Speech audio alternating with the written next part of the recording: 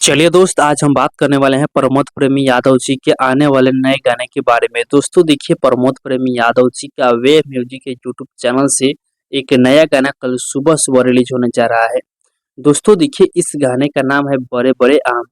आप सभी से बता दें कि गाने को प्रमोद प्रेमी यादव के साथ में करिश्मा कक्कर इस गाने को गाई है और गाने को राइटर रवि यादव जी लिखे हुए हैं।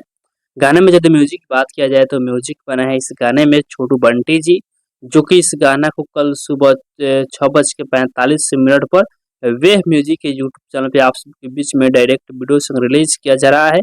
जिस वीडियो में प्रमोद प्रेम यादव के साथ वे फीचरिंग की है भावना सिंह। तो आप लोग कल सुबह 6:45 पर वेव म्यूजिक के यूट्यूब चैनल पर तैयार है इस गाने को सुनने के लिए।